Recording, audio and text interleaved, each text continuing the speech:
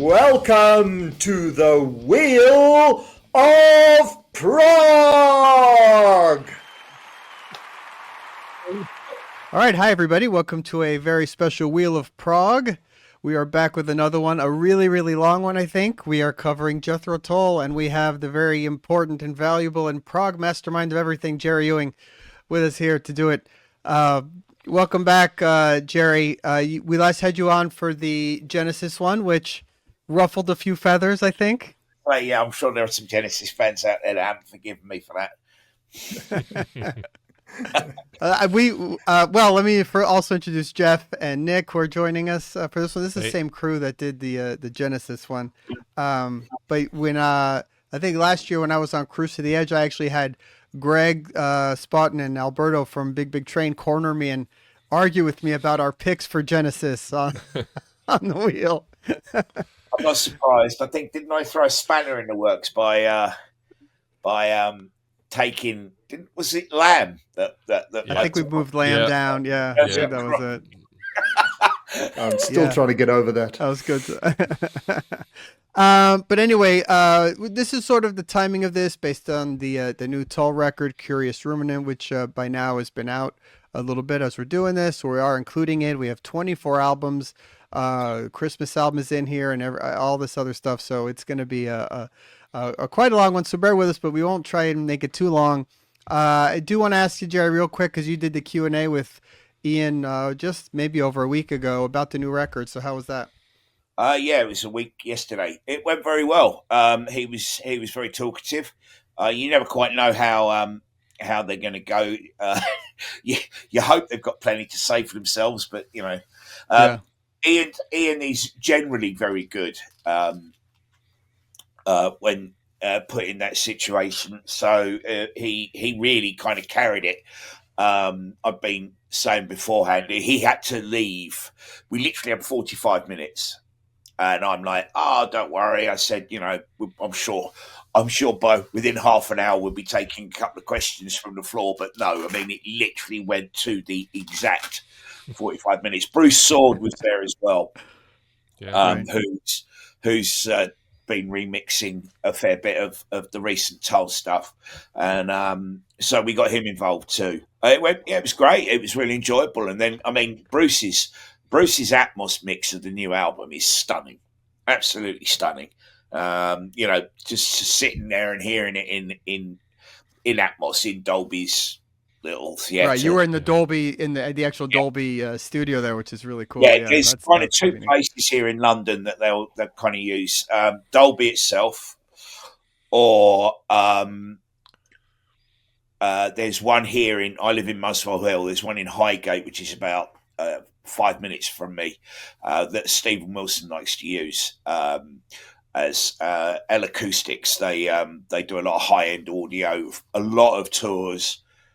You know, big tours use L Acoustic stuff, but they also they're big on the Atmos front as well. So there's a lot of these things that actually happen in London. But yeah, it was great. It was really good. I was honoured to have taken part. Yeah. And of course, lots going on with Prog Magazine. You guys still rocking and rolling, and you had Ian on the cover. It's timely. This Ian is on the cover of the latest issue. He's been on the cover of quite a few issues, I think. Although, exactly. I mean, there it is. We're in our 17th year. Oh, nice one. We're in our 17th year. Arrived. Wow. I think he might have been on 10 covers. I mean, if you think about it, 10 covers in 17 years, I don't know.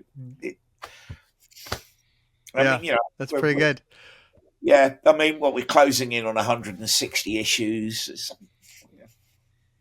That's congrats. That's awesome. I have them all over there. I have them all in binders. Cheers, Jeff. yeah, me too.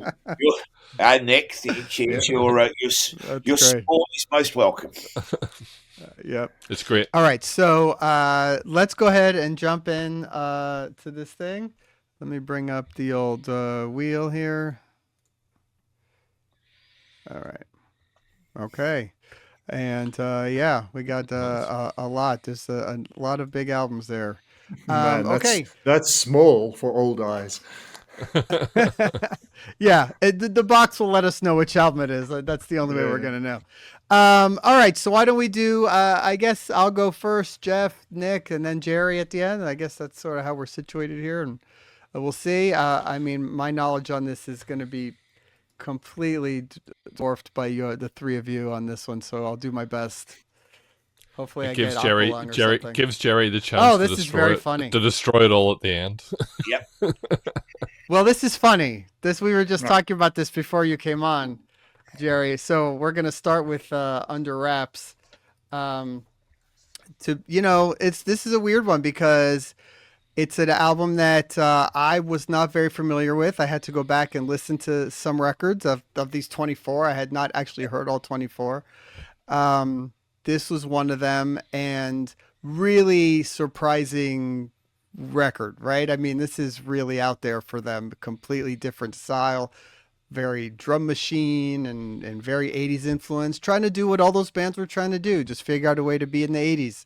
I don't know what you guys feel on this record. My understanding is it is sort of a divisive album, which I wouldn't be very surprised to find out.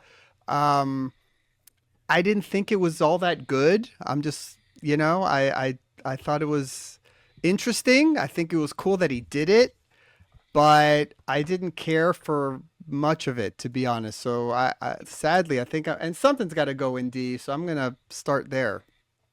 Yeah, I think this one gets a bad rap because the underlying songwriting is actually pretty good. And I think it's got a really, really great Tull classic on it with Under Wraps 2. I really like that song a lot. I think this would be a prime candidate for re-recording. I mean, I don't know if that would ever be on Ian's horizon or whatever, but just imagine with a real drummer and some 21st century sounds. I think this could make for a good album. But yeah, the production was what it was. It was 80s and people hate it for that. But I would say give Under Wraps 2 a listen. It's a great acoustic number from Tull. I agree with you there, Nick. I don't think you're ever going to get it re-recorded, but I mean, a remix may do something. Maybe. And that there has been talk about, because of course, obviously it is the next one if you're going to go chronologically in their reissues campaign. It was Broadsword was the last sort of one of those little book repackaging, anniversary editions. I mean, I would have stuck it in. Actually, I'm just having a look at where I put it. No, I mean, I probably. I agree with you on the D shelf there, Roie. Yeah. What's weird too, it comes between two sort of really good albums. I mean, relatively, Broadsword and Crest, just right in the middle there. But again, it was the 80s. The other thing I'd said is, and again, there's obviously a bunch of Ian Anderson solo albums that we haven't included in here for want of not making it last a week. But Walk Into Light, which was the album that kind of preceded that, his solo album, I think works much better than this one does. I think it's mostly Ian playing all the instruments and Pete Vitesse doing the keys. I just think whenever it becomes part of the band thing, it doesn't quite work so well. But I think he has mentioned possibly putting different drums onto it, maybe. But I think if you think about it, the signs were there because A was supposed to be an Ian solo album, and it's a markedly different sound to that of North Sea Oil or Stormwatch of Stormwatch. Yeah. Okay, should we go ahead? Moving on. All right, Geoff. This me? Okay. Yep.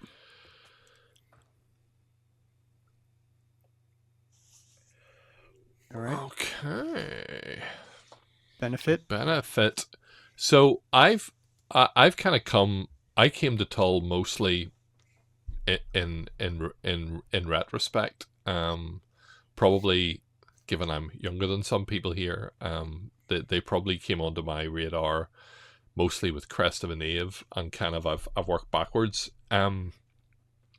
Benefit to me, in the sort of sequence, you have the debut album, which is kind of the Mick Abrahams era. You have Martin Barr coming on board and Stand Up. I think Benefit has a lot of confidence that the first two albums don't have, and it's a bit darker. It's a bit more experimental. There's Playing Time. One of the tracks, there's kind of backwards stuff on it. And there's just more experimentation, or more kind of studio, rather than just probably the earlier ones were more just a band kind of playing. And To Cry You a Song's one of the standouts. What else have I got? Sun, really like it. And round about this time, they actually were kind of doing that thing where they were putting out really good singles that weren't on the album. So Teacher was out round about this time, and Witch's Promise, and so on. And when you get the kind of deluxe edition of it, that's all kind of part of it. I've put this into A. I think it's a really, it's a really big step on the way to the next run of albums, which I'm guessing will be quite high up the ranking. Yeah. Ian called it the guitar riff album, which I guess it was. It didn't shine as brightly as what was to come next, clearly, but a solid base to work from. I would have put it in C, perhaps B or C. It's never done anything for me, and I would have had it in D. Oh, wow. There we go. Controversy already. Yeah. Well, there's just many Tull albums I don't like, but this is one of them. There we go. When I say I don't like, it's just, this one very, very rarely gets pulled off the shelf to listen to. I'm a huge, huge Tull fan. I love the band. Right. Yeah. Okay. No, there you go. Cool. A little bit of controversy. Who's up? Me? You're going to have to read it out, Roy. I can't see it. Yeah. Nick, you're up. Catfish? Is that it? Yep. Catfish Rising. Catfish Rising. Okay. Look, I think it's far from Tull's best, and it's far from Tull's worst. It's a fairly good album, if a little pedestrian in places. It's certainly not one of the Tull albums that I go back to with any kind of consistency. For me, it's all about the bigger, more established prog albums. It's okay. I don't think it was an embarrassment, and I think that again, the underlying songwriting is pretty good. Some of the production is a bit dodgy and thin in places, and I guess that's possibly what put me off. But it's certainly not jtull.com. So I'd put it somewhere in the middle. I'd give it a B or a C. Let's call it a B. B2. B. Okay. Yeah. Yeah, I thought C was about right for it, but Yeah, it's just okay. I'd have said C as well. A lot of that era, and again, I don't fault them necessarily. It's just a band just trying to write songs and keep themselves afloat, and the heyday is past. Like a lot of it did for many bands. So, I think this one probably they seem to go through this phase of, this was, I always think of it, Catfish as the bluesy one, and then Roots to Branches next is kind of the folky one. I agree. And they kind of went into sort of, well, let's try and go this route. And obviously that, 1991, that was kind of probably the same time as stuff like, Gary Moore, Still at the Blues. That was all Jeff Healey stuff was probably all coming on the radar, and they were probably, maybe trying to align a little bit or sort of point to that bit of their history. But I don't disagree with where it's placed. Yeah. Okay. Let's carry on. Let's see what you get, Jerry.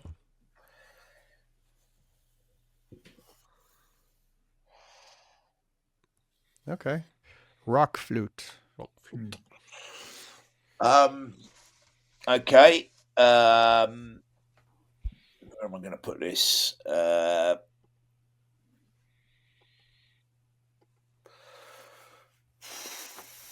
It's a B or a C for me.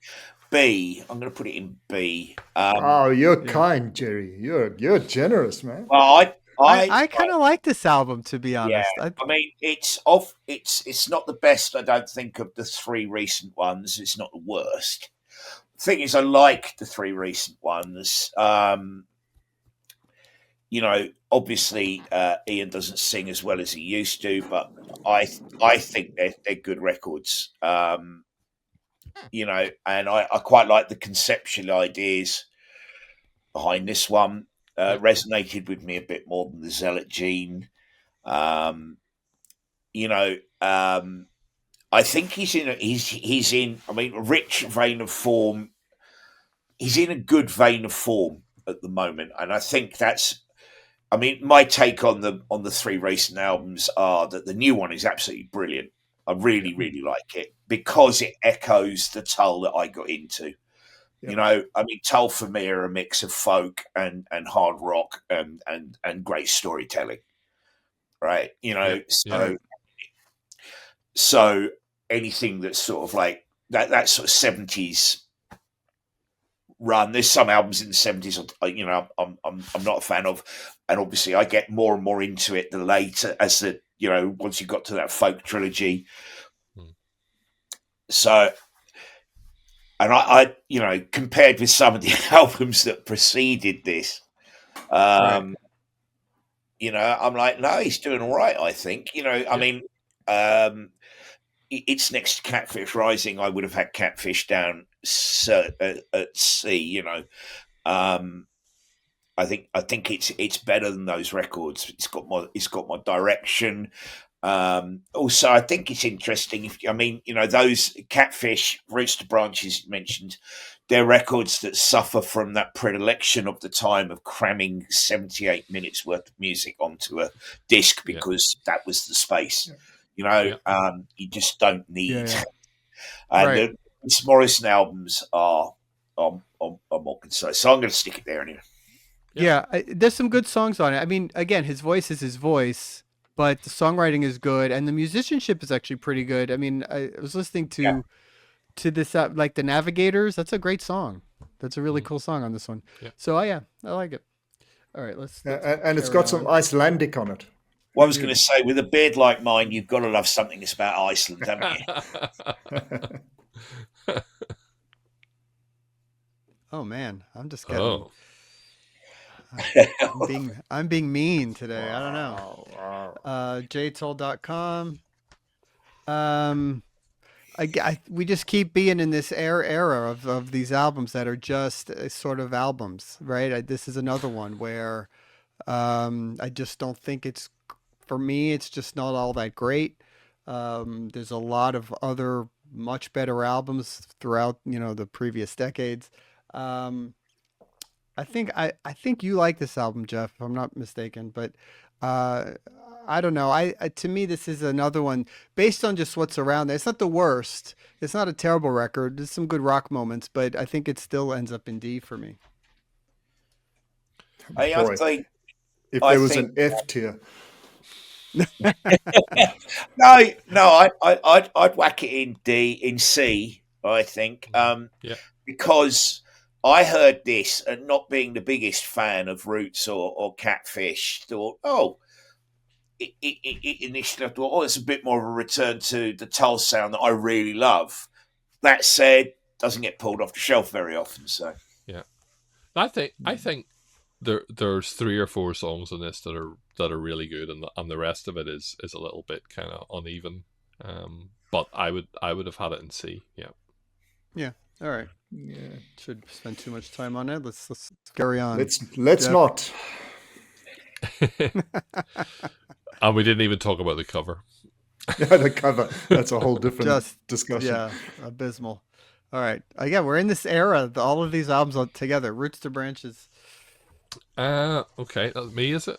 Okay, on Roots to Branches. You know, I suppose that, you know, what does this one do? I mean, to me, I think it's... I think the thing I like about this is that it does bring in some different stuff, and he does sort of put a little bit of of emphasis on the kind of the Indian Eastern kind of rhythms and stuff that, you know, have really been part of what they've done right from the very start. But you know, combining that sort of folky sound with some of that Eastern Indian sound, you know, world music, whatever you call it. And again, I just think it's, you know, I think it's got written down, you know, three or four good Roots to Branches. The title track's good. Where Impress a Chain, This Free Will. There's some really great guitar vocal interplay in that. I don't know. I have it somewhere. You know, I probably have it in a B. And the danger is with we put lots of things in B because it's kind of somewhere in the middle. To be nice. Well, I think it's. I prefer it to. Catfish. I prefer it to .com. But yeah, let's put it in B. Yeah, I had it in B. I think he sang more expressively on this album, and that was kind of a return to form for me. Yeah. It's in the middle somewhere. Okay. Should we move on, Nick? B tier is going to get very tight very soon. Very soon. Okay, here we go. Heavy Horses. Is that Heavy Horses? Okay, one of my favorite Tull albums. I absolutely love this album to bits. I think that it really sets a high bar for the band, and I think that anybody who's a true aficionado or fan of Jethro Tull can't avoid or can't deny the quality that is in Heavy Horses. Now, it's prog folk, I guess, is how you would describe the genre of music that they delivered on this. But it's got infinitely more sort of color and tone than many of the Tull albums, which sometimes sound a little bit monotonous if you're not listening to them with regularity. There are a couple of guest performances on it that I think are very, very good, like Daryl Way appearing on violin, and I think Ian does a magnificent job in producing those performances. I think that the Epic is one of Tull's best, and I think all in all, it takes the band from Songs from the Wood, which was a particularly good album, and it doesn't disappoint. It provides not quite as much intricacy, and it's more hard hitting and more direct, but the quality is right up there. Two favorite standout tracks for me, the mice tracks, as I call them, The Mouse Police Never Sleep and One Brown Mouse. I think they're exceptional songs.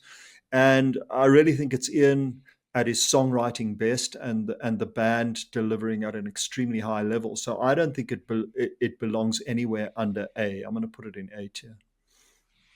Oh, I thought you were going to put it in S. I nearly did. Very close. But by the way, I should point out. No, but I should point out we have the way we should mention this. It's going to be 5 in each row, except for 4 on the bottom in D. Yeah. So you have 5 albums to put in S. Just. Okay. That was my thinking. We're going to get real full real quick in S, I thought. Okay. So it was nearly. Yeah. I love it. It's in my A tier. And you kind of echoed my feelings on the album, Nick, really. This is premier Tull if you ask me. Yeah. Great stuff. Great playing. When they were on a roll, they really were. Yep. I'm not a big I'm not a big fan of the first track on it. I think it gets much better. I really don't. The Mouse Police Never Sleeps. I just think it's just it's like a Frank Zappa album title or song title. I'll change this about you, Geoff. I'll change this. Well, but you would agree it's in the upper of the albums, yeah. right? Oh, absolutely. Yeah, for sure. This is you, Jerry, right? Too Old to Rock and Roll. Let's go in C. Blam. Moving on. That was quick. Moving on, and from there, It's a great cover, and I've got it on a T-shirt, which I love. It's probably my favourite Tull T-shirt. Uh, I sometimes feel it gets a bad rap. I don't think it's quite as bad an album. I think the problem is there's a couple of albums in you can pick anywhere between Aqualung and Stormwatch, at that run of the 70s, and there's so many great albums that if an album just wasn't quite as great, it kind of gets a rough ride.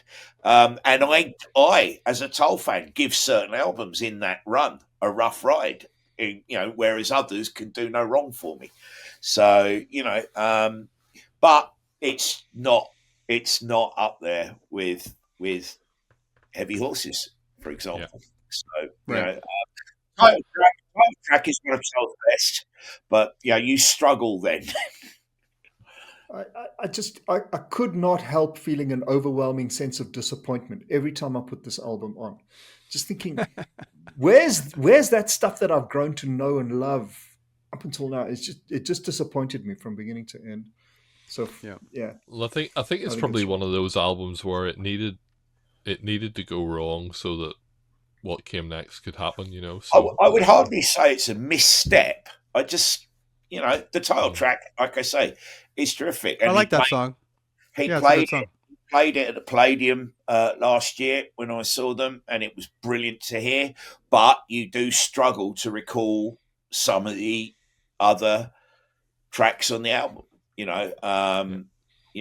Bad Eyed and Loveless. It doesn't really trip off the tongue when you this kid.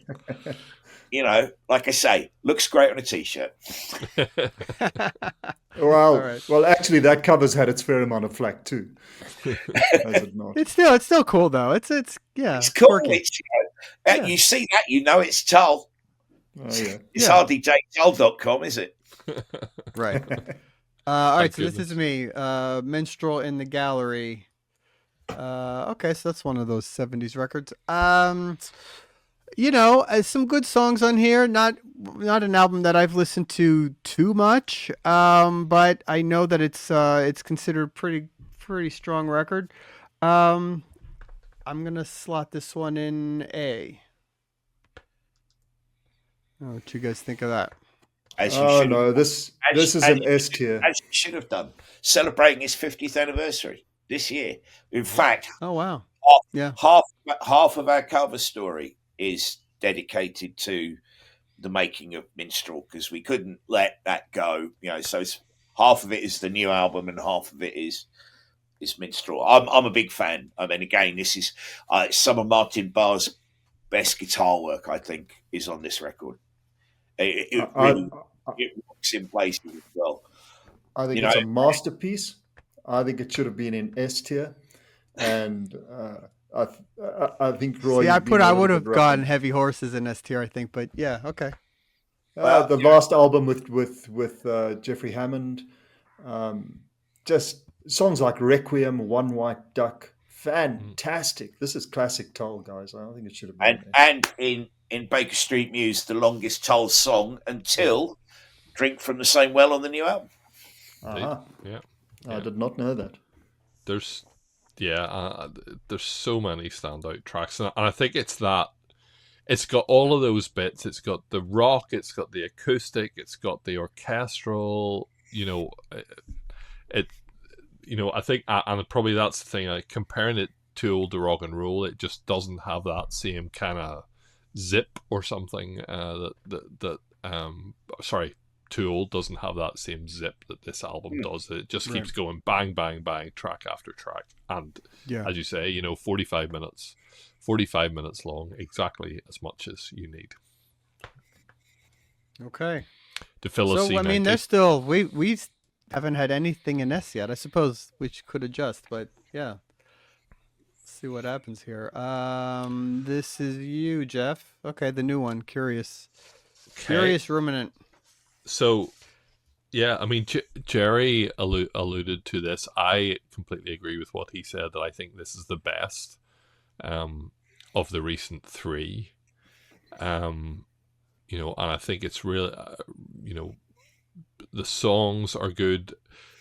I think there's the element of he's probably done something slightly different in terms of a lot of the lyrics are perhaps more personal rather than storytelling, and it kind of, there was the very thematic elements of Rock Flute and the Zealot Gene before it.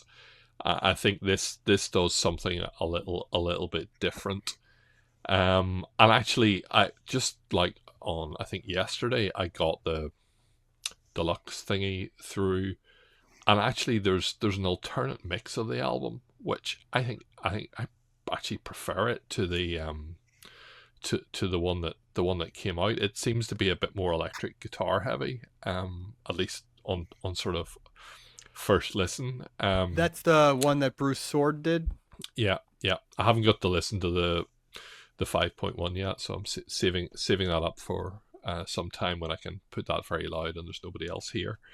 I think I would probably, I say I prefer it to Rock Flute and the Zealot Gene. I would probably put it in B, and see how the board pans out. I'd agree. It's I mean, obviously the title implies it's reflections from Ian.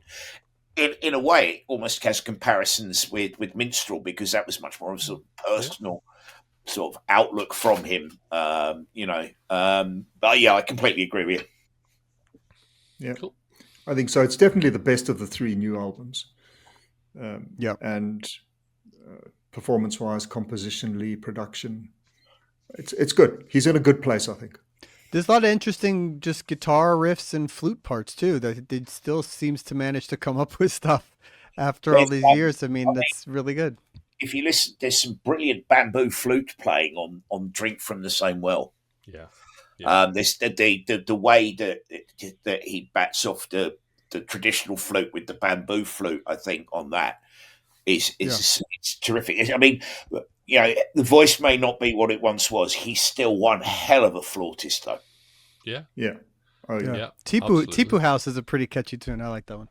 All right, so cool. And it does seem to be that album's been received really well too. Just more from the fans and like online everywhere. It's done pretty well. I hope so, because it's on the cup. Yeah, Broadsword and the Beast. That's who is that? Whose turn was it? Is that me? I think it's Nick. Yeah, no? Yeah. Broadsword and the Beast. Okay. Yeah. Well, it's kind of Tull's most AOR oriented album, I think. It's good, but following up Broadsword and the Beast was going to be a challenge. It's got a little production problem, if you ask me. It sounds a little muted, if you like, sort of AOR polished, a little too polished for my liking in any event. It's okay. It's got some sort of nice plodding drums on it and some chunky guitar on it, fairly good performances. But I kind of got the impression from this album that they were looking for direction again, that they somehow hadn't landed in a place that they were sure about when recording the album and writing it. So I think it's in a way an album really for the Tull aficionados, for the true fans. It's not the album that I would play to anyone if they'd been living in a cave all their life and had never heard of Jethro Tull, and I wanted to play them something definitive. It didn't go down well with the critics, that's for sure. And frankly, for me, is it an album that I go back to and listen to regularly? No, it's not. So I think it belongs probably in C tier. Seems pretty low. Yep. Go for it, Jerry. I like this. I think it's pretty good. You hit him first. Yeah, it's a cracking Tull album. I mean, for me, it's one of the best. I mean, it helps. It was the first Tull album I heard. So Oh, really? you do Wow, have was that it? thing. I think I talked about that thing when we did the Genesis albums, you know, that you kind of, those albums live with you. The first one you hear of a band you kind of like. But I thought this is possibly the last classic Tull album. You know, and that's not to denigrate any of the ones that came after. There's been some great records in that, but for me, they never quite up there again as this. I think the songwriting is superb. The songs sound great. The sound is a perfect match between, I mean, I don't know where you're getting the AOR thing from. Perfect match between, you know, the folk prog and the rock prog mixing. Are you confusing this with Crest of a Knave, maybe? I think so. I think so. Because that was the AOR album. Me? Well, I no. wouldn't call Crest of a Knave AOR either, but you know, it's but yeah. So yeah. I can see I've got some work to do at the end here, haven't I? No, I'm with you in that, Jerry, in terms of A tier, and I think what it does that under wraps that doesn't do is that it's way more integrated, you know. All the electronic elements, the folk elements, the rock elements, they're in there, but you don't feel like you're sort of listening to a genre experiment. It's like a proper Tull album to me. I would have had it in A as well. Same. There we go. All right. Well. Wow. Sorry, Nick. Okay. It never fails. And this is the wheel of conflict. Oh. We finally have one. Thick as a brick. Well, as Ian himself called it, the mother of all concept albums. That's straight in top tier. Yeah, absolutely. I mean, it's one of the best albums ever. It's certainly one of Tull's best albums ever. You know, just the scope of ambition. Obviously, Ian did it deliberately because critics thought that Aqualung was a concept album. I mean, it has a sort of a concurrent thread about organised religion running through it, but whether that makes it an entire concept album, I don't know. So, of course, he had fun, and you can hear him having fun. I mean, as he likes to point out, the Monty Python-esque absurdity of a lot of it, you know. But everything about it, the concept, the fact that it came with a newspaper, you know, it's the playing is, you know, is they were you know, Aqualung list. They were on something of a roll at that point. Yeah. At that point, you know. I love that description, Monty Python-esque. I'd never thought of it that way, but you're 100% right, Jerry. I mean, when Barrymore Barlow is playing that massive drum solo, and Ian is just scatting away on the flute over it in a jazzy kind of way. I mean, there's such humor behind it. I've never thought of it as Monty Python-esque. In many ways, what they were doing was creating the genre of progressive rock, but at the same time mocking the concept album, but yet delivering one of the greatest concept albums of all time. It's just, a wonder. It's a wonder. This album.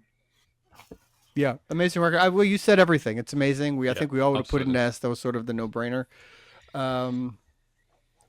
Yep. Totally. Where do you have that in the terms of concept albums, Jerry? Between like that, Lamb, and The Wall, maybe are those maybe the three, or do you have another one in there? Well, let's not get into the Lamb again, for goodness sake. Oh, right, and of course, having said that about Thick as a Brick. I think you're going to have that at the top, right? Okay. We now come to its follow-up, which I have never liked.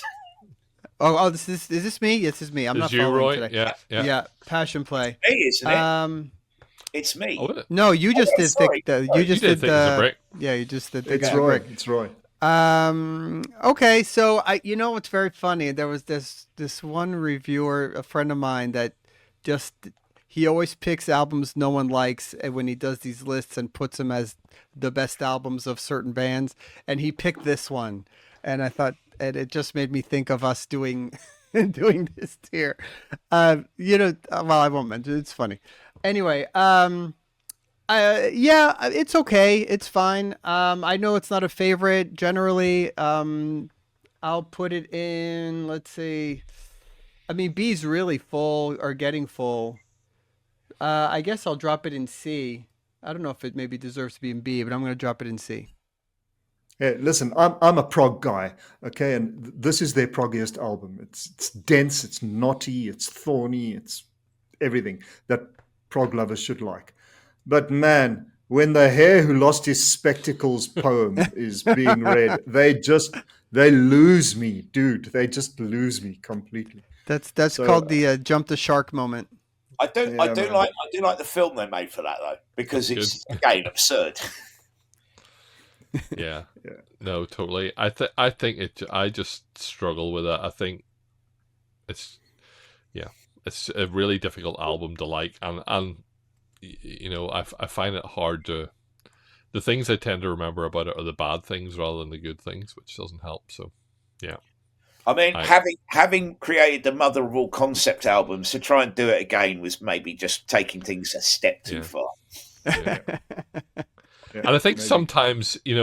sometimes whenever you get certainly those kind of deluxe editions, there's been a few of the albums which whenever I've kind of got into it and listened to the, read all the stuff, I get it now. This one I just can't, there's nothing I can read about it that can make me like it. So, Yeah. All right. Let's see. Moving along here. it's me now. Geoff, you're up again. And it looks like it's okay. going to be Crest. Okay. Well, I'm Crest of the okay. Knave. I'm Well, okay. I'm curious where you put this one. So again, for me, if I talk about my Jethro Tull thing, I'm not sure what it's from, but there's a TV clip of Jethro Tull doing Living in the Past with Ian Anderson kind of gurning, pulling faces at the camera, and the maracas going. And that was what I knew of the band. And then I think I'm a big Ultravox fan, so in the 80s that was a big thing for me. And Mid-Year's first solo album, he did a cover of Living in the Past. And then the next year, this Crest of a Knave album came out. And I suppose around about that time, I was listening to, Dire Straits, I was listening to ZZ Top, I was listening to that kind of thing. And this was an album that sounded like a lot of that stuff, but also had the kind of elements from what little Tull I'd heard that I recognized, the flute and kind of the sort of the vocal style. And I remember hearing Steel Monkey as a single, and there would have been like, we didn't have MTV in the UK, but there were different shows that showed music videos, and there was a video for that was quite memorable. And I really liked this album, and I think it it does things that are done elsewhere in Jethro Tull albums in a certain way. You've got the environmental side in Farm on the Freeway. You've got the kind of the politics, the kind of the far off lands, Budapest, and I think in terms of making a modern album that was kind of different from what had gone before, and certainly different from Under Wraps, they did a really good job. So probably because of my connection to it as being an entry point, I would probably put it in A. I don't know if that's controversial or not, but It is where it would be controversial. for me. No, I I would put it agree in yes. completely with you, Geoff. I have a very similar musical journey to you. Even right down to Ultravox. And yes, pretty much what you said. Did it not bother you how much he sounded like Mark Knopfler? No, Did it not bug you? I mean, seriously? the album sounds so much like a Dire Straits record. That said, I like this record. Farm on the Freeway is just a brilliant song. there's some great. Yeah. but a Jumpstart, lot of the like guitar sound, everything sounds like Dire Straits on this album to me. It's very Right. bizarre, but I'm okay with it being an A, just because it's, it's a significant album, I think, for them. Obviously, the Right. Grammy and all of that, and Yeah. and it's a good record, despite maybe it doesn't sound traditionally like what they did, but it's still a good album. So yeah. yeah. Sorry, Nick. I'm being outvoted every Who time. gets this one? What do we got? Uh, Really? Aqualung. Aqualung. Make my life easy, Roy, easy. Well, of course, it's a masterpiece. You know, you, you guys who've spent a lot of time in America may not realize it, but not every country reflected America's trends. I mean, this was a huge hit in the US, massive credit airplay for them, like very few bands, and still to this day, it's one of the most played albums on FM radio in the US. The rest of us in the rest of the world, I don't know about the UK, but really it wasn't like that, and we had to go and search to find this kind of quality. Prog was just not a thing, certainly not down here. But to everybody who heard it, it was and is a masterpiece. It had that rawness and imperfection, but it had that perfection and polish at the same time. Just think about the songs: Locomotive Breath, Hymn 43, My God, Cross-Eyed Mary. I mean, the list goes on and on and on. All the way from his more acoustic leanings in Wandering Aloud, all the way through to that massive riff in the title track, Aqualung. A masterpiece from beginning to end. And yet not entirely indicative of what Tull were to do in their career. I mean, they never really sounded quite like this again, in my opinion. But a masterpiece, fantastically engaging in terms of the music, fantastically engaging in terms of the lyrics, and quite controversial. Everybody thought that it was a concept album. To this day, Ian swears that it wasn't, and that's why he did Thick as a Brick, to mock that concept. It cannot be anywhere other than S, no matter who you are. So Aqualung, yeah. But it's an amazing record. I agree 100% in S, but it doesn't sound really like we call it prog, but compared to the other prog albums of that era, it doesn't sound like, it's really sounds more like a classic rock album to me. And especially how it's played on the radio these days, you know what I mean? But still brilliant. I mean, I went from Broadsword to Aqualung. That pretty much rammed home my love of the band. There you go. Yeah, but I mean that riff, my goodness, it's like that and Smoke on the Water, right? That's it. That's like, what else? And deceptively difficult to play, let me tell you, as a guy who's tried to cover everything. Very hard stuff to play. Yeah. No disagreement there. Jerry?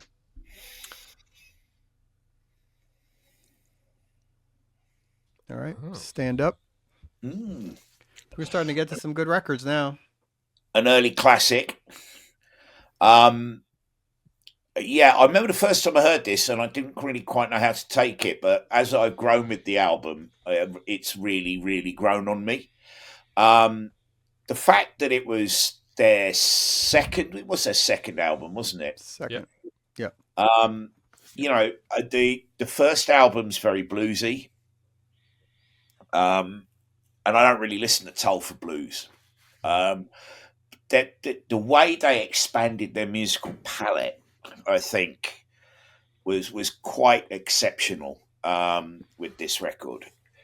Obviously folk comes more into play. They're starting to look at. I don't really hear a huge amount of the proggy Tull in this was.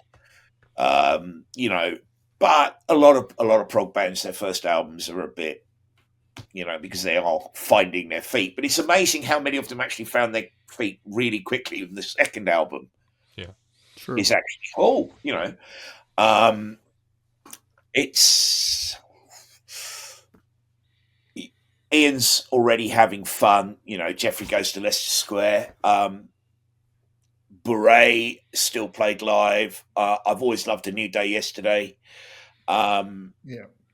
You know, the folk prog band were finding their feet. I kind of really get off on the record now.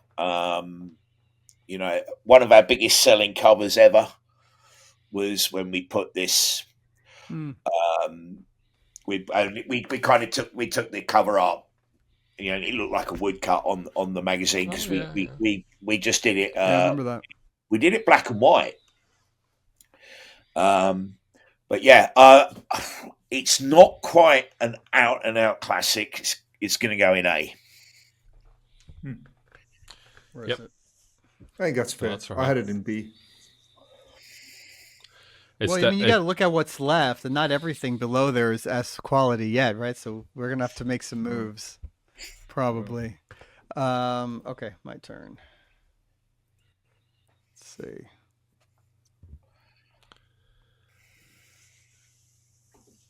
Oh. All right, A. A goes in A, Roy. If only it were that simple. Okay, so again, I mean, we've talked about it before. It was going to be a Ian Anderson solo record, a bit more synth heavy, electronic. Eddie Jobson is on this one. You know, it's not really what Tull was known for. It's a decent record. I think there's a nice spot for it in B. So A shall go in B. Oh no! I concur. I do not concur. You go first, Nick. No. Because I know a little bit where you stand on this. This is one of Tull's best albums. I mean, it was so surprising that they came back, and he didn't have any of the band lineup with him. He only had session musicians with him. It was supposed to be a solo record, as you said, and the record label, quite rightly, in my opinion, said, no, this is Jethro Tull. It's just a newer, different type of Jethro Tull. And I think they were right. I mean, you take songs like Working John, Working Joe, Black Sunday. Black Sunday is just an amazing song. And you got Eddie Jobson on there. There's Prog Incarnate, and the great Mark Craney playing drums. I mean, I know I go on about this again and again and again, but as a drummer, I do think that Mark Craney deserves recognition. Fantastic drummer, you know, played with Gino Vanelli and various other artists, but he really contributed to a new sound for Tull in A. And I just loved this record. I couldn't stop listening to it when it came out, and it's still on my turntable very regularly. And I think it deserves a far better and more recognition than it's ever received. I think it should be an A tier minimum, but that's just me, folks. It's a good record. It's a good record. Ironically, I didn't like it. Then I saw the Slipstream film, and it made sense. Yeah. Mm-hmm. So to me, Nick, I'm with you. It's one of the ones that I do actually pull out and listen to. I'm a big UK fan, so Eddie Jobson in there is really interesting. To me, it sits, and I suppose the timing was probably round about the same. It's to me, I always think of it as their kind of drama album, you know, where big significant lineup change, you know, possibly even sort of stroke 90125. It was the catalyst that allowed the electronic music to come in and still make sense, you know. Then kind of which Broadsword sort of built upon, and it obviously, you know, brought in Dave Pegg, you know, and those people who sort of, were part of the. I think he came in that album, didn't he? But you know, sort of the foundation of what came next, and so it's important. I agree with you. I think there's some great songs. I would have had it in A as well. I'm not sure what I would. Well, I didn't put it in D. It's not terrible. No, I'm not sure what I would have bumped down, but yeah, we'll get to that. Yeah, Peggy did come in on that one. Yeah, he did. Yeah. All right, Geoff, this is you, right? War Okay. Child.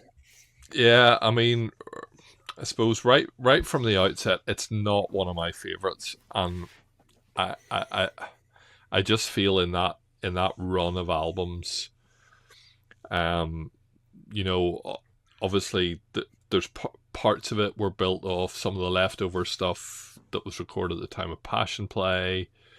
Probably the two best things on it, for me anyway, Bungle in the Jungle and Skating Away on the Thin Ice of the New Day. I actually played, so it's one for me that I don't really rate it particularly as a great album, but I was playing it the other day to go, right, I'm going to give this another chance and see if I got this wrong. The rhythm section here, Jeffrey Hammond and Barry Barlow, absolutely phenomenal, but I just don't think the record as a whole works for me. Some good individual tracks, but not particularly cohesive. It's a C for me. Ooh, that's rough. I mean, Skating Away is the song that you'll play to the uninitiated if you want to say to them, okay, this is what Jethro Tull's all about. Have a listen. That would be the song, right? But Bungle in the Jungle is absolutely the song that you will not play because it's so bland. So I think C's a bit rough. I think it's probably a B. I have it as a C, and I love Bungle in the Jungle too. There we go. Hey, it's a hit. A hit is a hit. I think it's 17 years of reading Jerry's magazine has obviously made me think the same way as him. He's brainwashed. For me, this album is all about Skating Away and Bungle in the Jungle and Ian's enormous codpiece on the cover. That album cover is weird too. Let's see. Who's up? Me? Yeah. Oh, you had to, Roy, didn't you? Yeah. Stella Jean. Okay. Sorry, folks. I just do not like this album. I'm so glad that Ian has released other material after the Zealot Gene, which has redeemed him massively and made him relevant again. But this album just did not resonate with me. I really tried hard. It wasn't the philosophy and the biblical themes and all that. It's just that I find it twee. Shoshana Sleeping is possibly the strongest track, but would I want to listen to it again? No, not really. I just think it's bland and ordinary, kind of like its cover. It's grey. So for me, it's really not Ian's finest moment. I think the drumming in particular, and sorry to sound like a drummer again, but the drumming is just. I'm used to Barrymore Barlow, and Mark Craney. What can I say? And Clyde Bunker, but it's bland in composition, it's bland in performance, it's bland in production. So for me, unfortunately, sorry, just folks, get on. It's D tier. Get on with the D already. D tier. There, I did it. Sorry, Ian. I kind of liked it at the time. I thought I thought it was better than I was hoping for, but it's since been usurped by the two that followed it, especially the new one. Yeah. I remember the launch party. Gavin Esler was there, along with his very attractive partner Anna Phoebe, who obviously does work with Ian. It was kind of like a bit of a new start, and at the time, but since, it is the weakest of the most recent three albums, I think. Relative to Rock Flute, I preferred Zealot Gene to it, and probably still listen to it more. So for me, it's certainly not quite a D tier. I think the other thing to think about it is, and I know Ian didn't do nothing in the period in between, but 20-year near enough gap between it and the Christmas album. I think I did like it. I did enjoy it. I still listen to it. Certainly more than Rock Flute, so I would probably have it a bit further up than D for sure. There we go. All right. Let's see. We got 5. Hey, we're coming down to the end. This has been pretty quick. All right, Jerry, this is you. Yeah, we can be really quick if you want. D. D. Wow. Okay. That's I liked your earlier statement, which was when I want to listen to blues, I don't listen to Jethro Tull.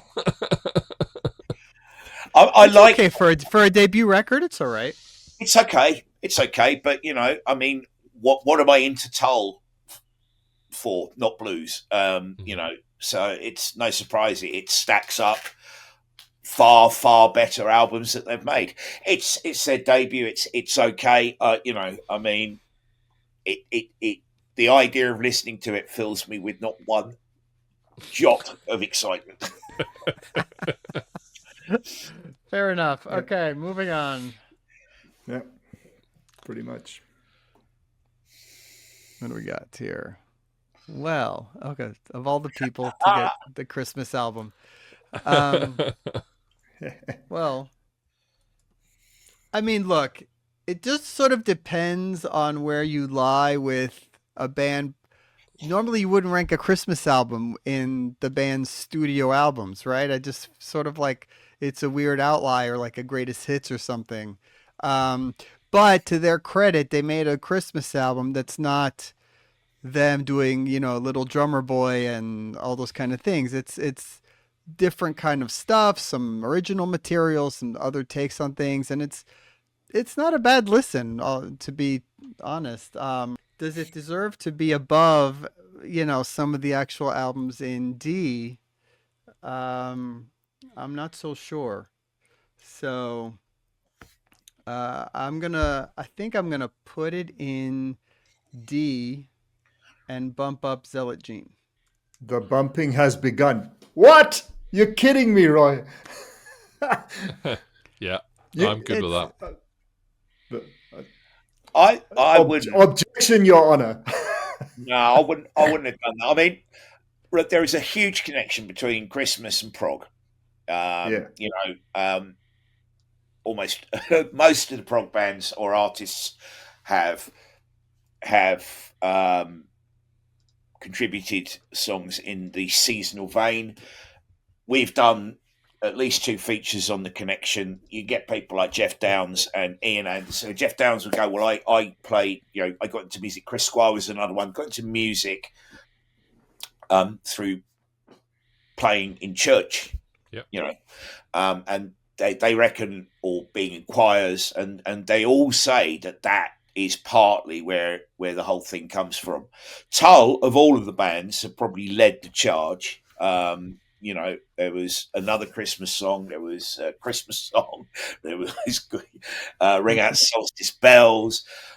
And I think obviously anyone that reads Prog magazine will know that we are all huge fans of this. We used to terrorize the office back in the days when, well, one, the office, and 2, you could actually play music. By playing this at Christmas time, much to the horror of classic rock and Metal Hammer, and especially the people that work at central services that weren't that heavily into the music. I think it's great. I think it's great. I do like it. I just feel like putting. I don't listen to it very often away from Christmas, but you got songs like. I mean, I remember I got the 12-inch single for Coronac. Do you remember that? Blood of the British, a Channel 4 series. Tull did the music. Oh, yeah, okay. Right? It only came out on a 12-inch. Jack Frost and Hooded Crows on the B-side. Well, it came out as a single, but I got the 12-inch and there were 4 tracks on it. Right. Coronac itself is a fantastic piece of work. One of my favourite Jethro Tull songs. But Jack Frost and Hooded Crow is a perfect example of... That's a good song. Yeah, it's a good song. I shall point out, I placed 3 of the albums in D. You're a big fan, Roy, right? Big fan. I get that, hey, Christmas song, this is a bit frivolous and a bit too much. There's a bit too much levity going on there for the serious prog fan. But, But I think for me, there's albums in C tier that I almost never listen to. And I do listen to. I've had the Christmas album since it came out, and when I have my handful of Christmas CDs that I pull out and play for that 2 or 3 weeks of the year that you listen to it, it's definitely one that gets a lot of repeat listen. Back to you, I don't tend to find in July that I'm pulling it out and putting it Right. on. Well, it's an It's a an CD for an anomaly. occasion. It's an Yeah, anomaly. exactly. Yeah. Okay, so we got 3 left. 3 slots in S, but I doubt all 3 of these are going to be in S, so we'll see what happens. Geoff, Stormwatch.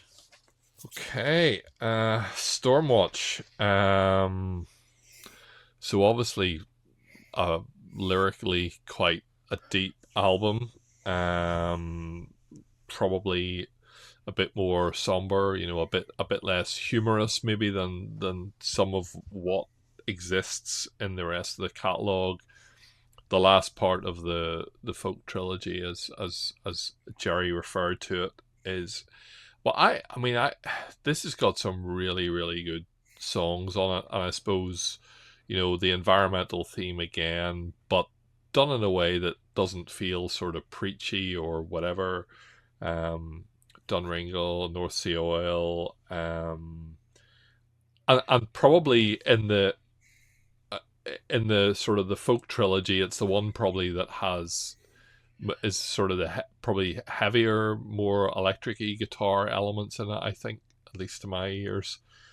I mean, I have this as an A, which means I'd probably need to move something, and actually, let me see. I think what I would like to do. Can I do this? So Heavy Horses goes up. So Goes up. I think There's we a put couple it. you could move up. I think we'll put it in A, and for me, I would move Crest up. Crest, not Heavy Horses. Wow. Of all Wow. Okay. That's interesting. Brave move, Jeffrey. I thought you might move Minstrel up. That's what you guys were talking about. At least Minstrel or Heavy Horses. Yeah. Interesting. Well, there's still time. All right, let's see. Nick? What do we got? Oh, okay. Songs from the Wood. Okay. I think it's a great album. I've always loved Songs from the Wood. It's that pastoral country sound. I believe that just before recording it, Ian actually moved into the English countryside, and you can hear it. It kind of, it might be irritating to some people because they're going to think, oh, it's gnomes and elves in the fairyland forest, but it's intended to be, and I think it succeeds in doing that. It's got the mandolin and the lute and the bouzouki sounds and the pipe organ and the frolicking meadow sounds, and it really is intended to be that. And as long as you've got that expectation, you see it within the context of Tull, and that's what you're listening for. It's a great listen. It really is. It's energetic. It's good. It's well written, and it's got lots of dynamics in it. Just the title track alone is like a heavyweight song. It really is well constructed, as good as anything that Tull did on other albums. Now, I've got a bit of a quandary here because I think it's a very good album. I think it belongs in A minimum. So what I'm going to do is put it in A and bump Minstrel up to S. Okay. How's that sound?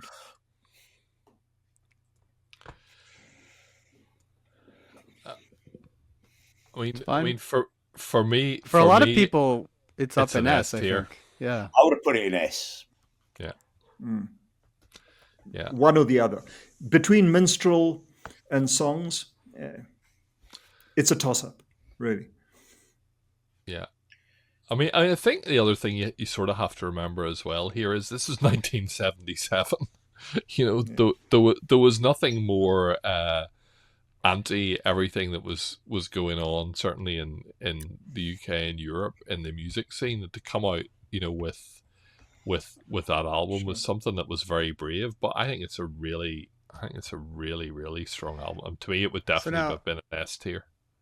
Jerry's gonna have a lot of fun now with the next one. He gets to do like what we call an avalanche. I do. A domino Let's see. effect. The domino effect. We'll give it the obligatory spin here. Rock Island. What an interesting album to have be the final one here. Well, you know what? I am glad I got this because, unlike a lot of Tull fans, I like Rock Island. You know, okay, yeah, Kissing Willie is a shameless rewrite, a smut-laden rewrite of Steel Monkey. But I saw them on the tour. I thought they were doing. This was the last album for me before it didn't go wrong. It just went off track a little bit.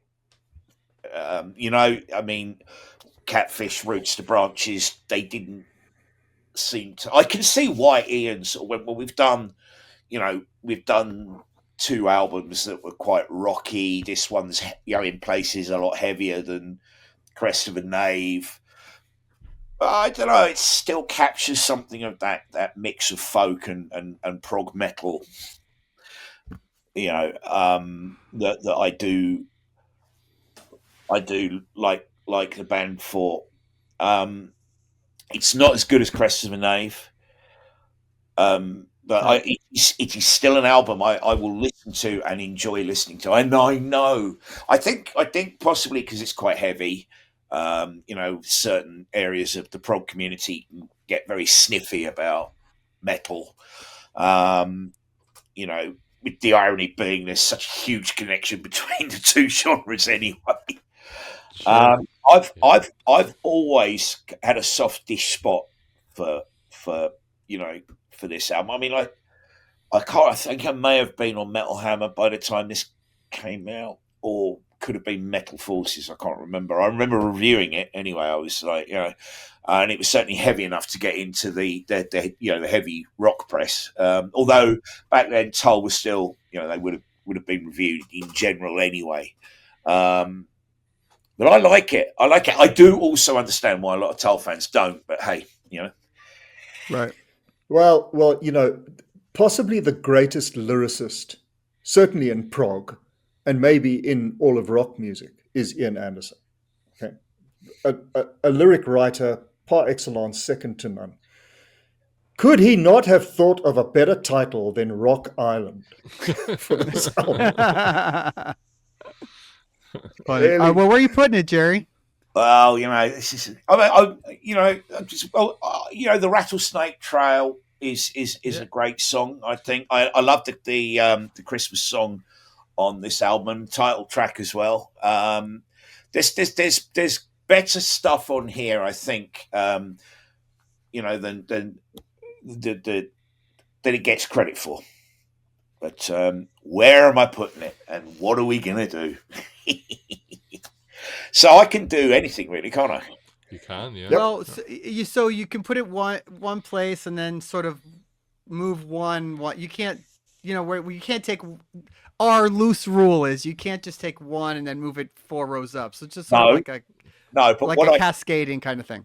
But what will happen is that I move one, it's going to basically, everything is going to move around because then you got to move another one, and you got to move another one. Correct. Yeah. So Domino effect. even though I love this record very much, I only put it in. I put it in B because I'm a big fan. So Move A up to S, Jerry. Come on, I dare you. So you can only move one that row. means. So something from B can go to A, and then I guess something from A would go to S. That's what we're looking at. If you want to do that.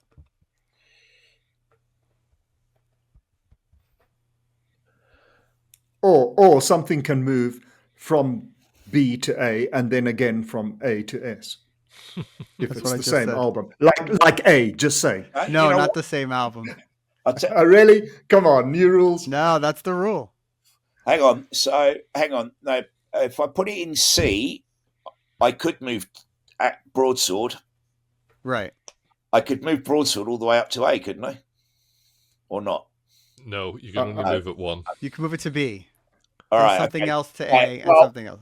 I would have had this in B. I'm putting it in C to bump. Broadsword up. Yeah. Yeah. Okay. I am now going to bump A Good man.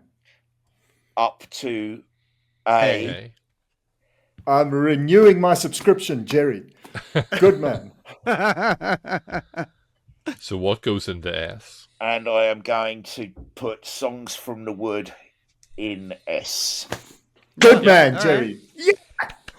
Nicely done. Nicely done. Nicely done, Jerry. I think Nicely you done. fixed things very well there. So, Yes, sir. although obviously Broadsword and the Beast should actually be in S.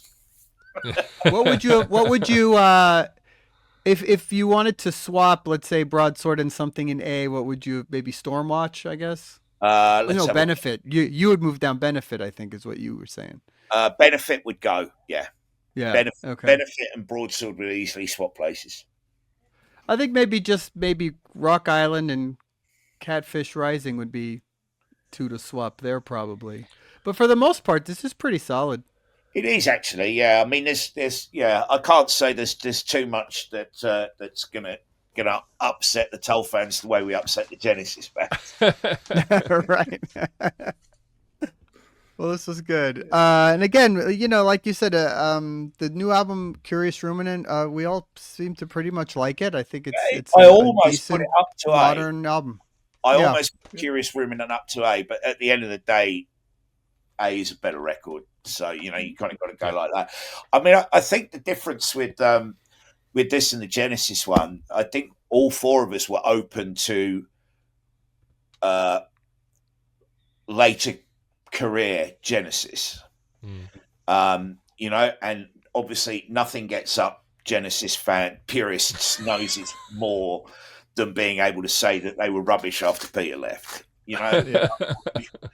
With Tull, it's Correct. different. The one thing, Tull fans will just sit there and go, no Martin, no Tull, which, is kind of like a crashing lineup bore approach. But it's kind of difficult to sort of, you can't just say, oh, everything after Martin stopped playing on it is rubbish. Right. There's just so many albums, albums. Well, cool. Well, Jerry, thanks for being on. We still Thank have you. to do eventually we're going to do a Marillion one, but it forward to wasn't that. the time yet for it. But again, I keep everybody watching. Just keep subscribing and following Prog Magazine. Everything they do there, very, very important avenue or website or magazine, if you will. And we'll see you all again real soon. We got a bunch of more stuff coming. I don't know when this is going to air, but probably pretty quickly after we recorded it. It's a very busy year. A lot more reviews, a lot more interviews, a lot of stuff going on. It's been crazy. Jerry, I do want to ask you before I let you go. Yeah. For us, we've talked about how for us these 2 months of this year has been maybe the busiest we can recall in memory. How are you seeing? Is it just more of the same for you, or is it just seems like way more records than ever? I know, well, Inside Out certainly put a lot of stuff out and have a lot more coming, and all kind of big gun stuff. It is markedly busier, I think, at this time of year. You wonder, I mean, but the thing is, you think, oh, it will slow down. It never does. It never slows down. It never does. But then, you start the year and you think, oh, I wonder what this year's going to bring. What are we going to do? Where are we going to be at the end of the year, kind of thing. Yeah. I didn't quite expect it to sort of kick off like this. I'm actually I'm off to New Zealand for the whole of April to go and stay with my daughter and her mum. So quite frankly, that's coming at a perfect time. I've had 3 months of this and I'm taking a month out.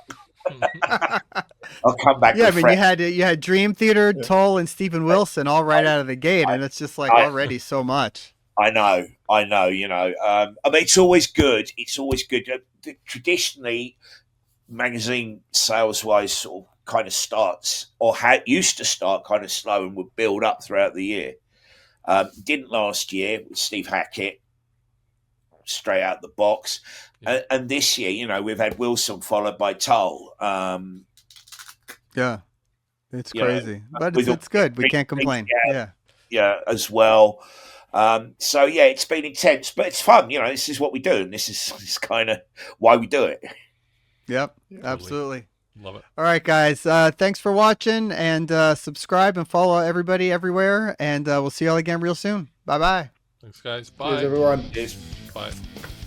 Hey, thanks for checking out the podcast. Don't forget to subscribe to our YouTube channel, wherever you get your podcasts. Follow us on all our socials and progreport.com, and we'll see you all again real soon. Thanks.